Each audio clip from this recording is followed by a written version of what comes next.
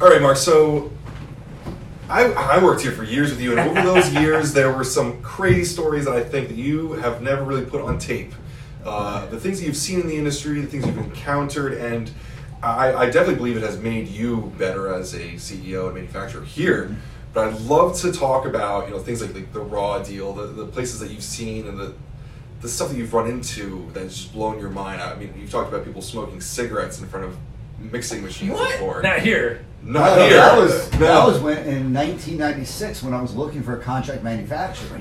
So we were getting a tour of a facility. I'm not going to say what state because it'll be a mistake for somebody else, and I don't want to do that.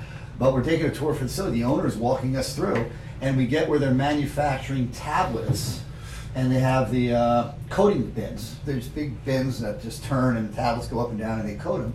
And we're walking by, and it's in a room. It's in an open area. And the guy is just pointing up the ceiling and showing this ventilation system costs him hundreds of thousands of dollars to clean the air out. And he reaches in, has a cigarette in his mouth, in his hand, puts it in his mouth, takes his hand, reaches into the vat, shows us the tablets that are in there, tells us what tablet coating is. I didn't know what the hell it was back then. And then shows us and throws it back in, and we continue to walk through. I'm like, I don't know anything about manufacturing, but I have a funny feeling that this isn't going to be the place that manufactures my product. I mean, there's loads of stories like that. Raw deal. I think it's cool I forgot that one. So that was people really can cool. look this up. I think this is the cool thing. I'd love to link to it. You can probably write a blog post Yeah, if you want. But just the whole story of Raw deal and how NutraBio got involved into this. Were you here when they raided it? No, that was a little bit before me. So Raw Deal was a New Jersey ingredient supplier, and I guess they got raided by the FDA, and it was found that I think they sold $50 million worth of raw ingredients to the marketplace that were fake. It was multivitamins and herbs that were 99% maltodextrin or rice or something like that. Is that an ingredient cost, $50 million? That's not. That's what, from what I understand, that's what the ingredients that they sold were at that level. I don't know what that would be on street value, hundreds of millions of dollars, and I guess nobody knew it, nobody tested it. I don't know. So apparently, what we were told is that they did close them down, okay, but they didn't have them criminally because.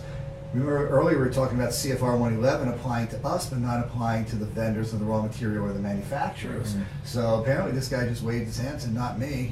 I bought these from China. Here's the C of A," and kind of that was the end of it. When they confiscated, I guess, his computers and everything, they found dozens and dozens of emails back and forth from our chemists here saying this product failed, this product failed, this product failed, this product failed, and just one day we knew nothing about this whole thing. The FDA's criminal division came in kind of like a raid. Subpoena, badges, all that whole thing. I didn't even know they had badges and stuff like that. What year is this? Oh, God, it was only like 4 or 5 years ago.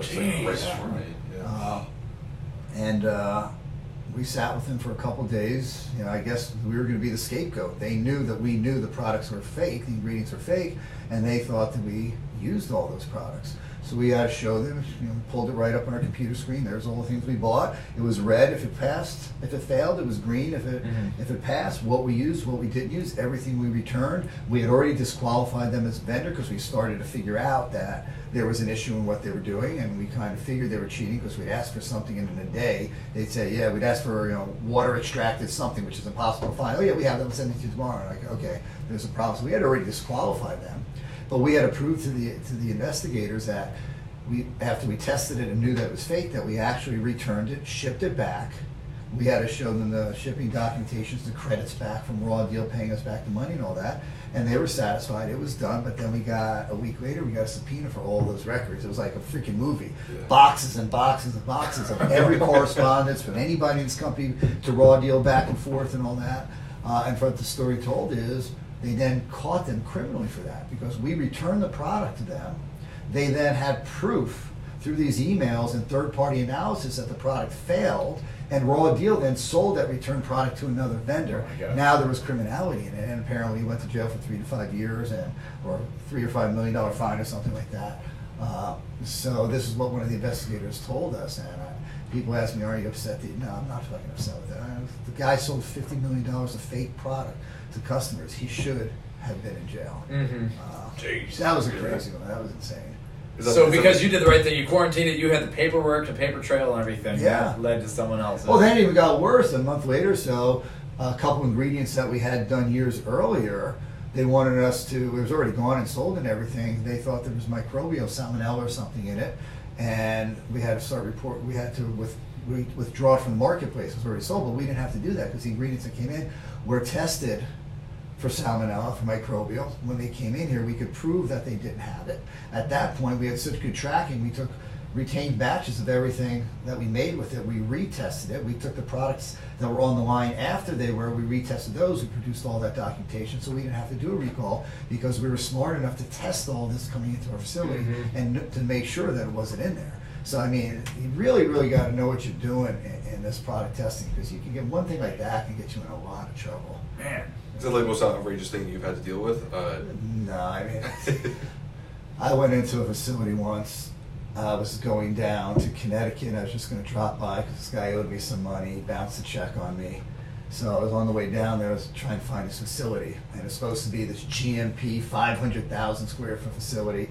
Well, my secretary was looking it up. I went to 6 different addresses in Connecticut in this one area. He wasn't in any of them. He just kept moving. I finally found him. The building was like a 500,000 square foot. It was a trucking facility, right? And I went into the main office. I asked if this guy was here. He said, yeah, he's in the back. Go around the back of the corner. He has like 2,000 square foot in the back corner of this building. The doors are wide open. His Mercedes it's all snow. The doors are wide open. His Mercedes is parked in this one little room. There's water and snow all over the place. There's a bunch of guys without lab coats, without anything, and they're filling bottles of capsules with their hands. And where did I know where he got the product because there was an auction, and I went to this auction. And I bought truckloads of bottles and stuff like that. And this guy made a deal with the auctioneer. It was Phoenix Labs, okay, was a company that closed down. And they made products for the biggest of the big. And they were huge, okay? Well, he bought truckloads of finished capsules and tablets. I think they were all tablets, maybe, I don't remember. But truckloads of that weren't supposed to be sold at the auction because it was finished products from legitimate companies. He made a deal with the auctioneer because the auctioneer had to clean the whole place out when it was done. So he got money on the side under the table, the auctioneer, and got the place cleaned out and bought truckloads and truckloads and truckloads of finished products from like companies like EAS and all these companies. He then broke into the label room. He stole all the legitimate real labels, trucked them off, and in this little 2,000-3,000 square foot facility, he had guys in there taking real product from manufactured by Phoenix Labs, and I think they were actually a pharmaceutical facility. So the product had to be real stuff. Had the real labels, was bottling them and selling it black market out there. And it was just literally guys, and I have pictures of it somewhere. So I grabbed the stuff that I made for him because I made him as a favor as a product. I didn't know he was a thief that he was, and he never paid me. So I grabbed all my shit. It was only 2 little drums I put in my car. And they all ran. He wasn't in there. He was hiding somewhere, I guess, because his car was there. They took off as soon as I walked in. I was in his facility all fucking alone. And I'm about to leave, and I'm like, you know what? Next sucker's back. He's going to call the police and say I broke in and stole stuff. So I called the police. And the police came, and I had him search my car. I showed him the bills and lady and everything that I had shipping there. This is my product. I took pictures so that they knew what I took. They weren't really interested, but at least if he called the police after, you got there, yeah. and I took off, and I threw my product in the garbage when I got back here. But this guy, I couldn't even tell you, tens of millions of dollars maybe, of product from legitimate, real product, really made. He didn't fake the product, it was real. But all these companies got ripped off, and I don't know how long, if it's even still going on now. Because if I remember, it was like 10 truckloads of freaking huge barrels of finished capsules and tablets. That was just a freaking wild story. The whole facility was filled with it. I told the police what was going on there, they just didn't care. We made a call to detectives, nothing ever happened, they just let it go. That's why a lot of people prefer to buy directly from you. I think the stories are, yeah. We just had a recent story. We qualified a company, we qualified the ingredient, and to tell you what, I mean, we talk a lot about the raw materials, what we have to go through. It's not just a matter of the testing and all that. We keep logs of all the barrels that it comes in. We keep logs of all the C of A's. When something comes in, we compare the barrels and the labels on the barrels to make sure they look like the ones we've always gotten. That's how bad it is sometimes. If there's a label discrepancy, the barrel's now a square one instead of a round one or taller, we want to know why. We want to check. Sometimes we have to go through the distributor back to the manufacturer. We found out, no, they just slapped the label on. We needed fermented leucine, they ran out of it, so they took hydrolyzed, slapped the label on, and made it look like it was, you know? And we find this shit all the time. That's the level of detail. We do the same with CVAs. So we're sitting in the company, and they come in from the lab, and they're like, here's a C of A for this material. Okay, looks good.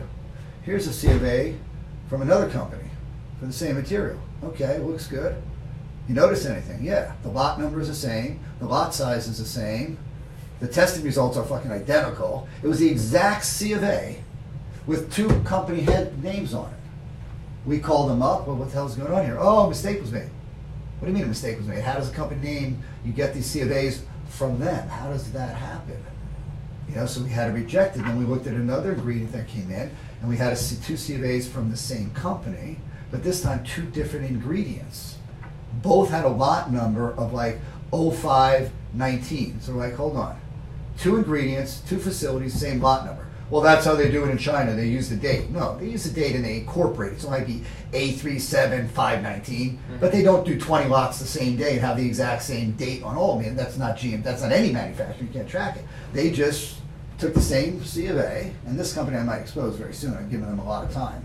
They took the same C of A and put it on two different products. So the microbial and everything was identical, the same company name on top. If we don't save all these C of A's that we grabbed over all the years, we wouldn't even notice this stuff.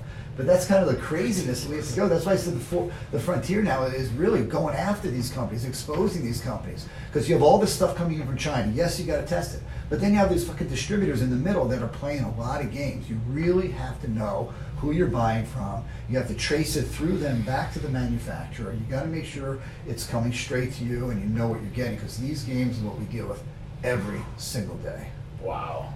I mean, we're spending 15 minutes. We could spend the next 3 days on this shit. Yeah. Well, yeah. Unfortunately, I do have to get going back to Texas, but man, we're gonna look forward to seeing what comes next from all that because, yeah, I think it might be time to bring a little bit out into the public. Mark, once again, I gotta get going, but thank you so much. Thank you, Michael. Wow, it's been great. Yeah, thank you.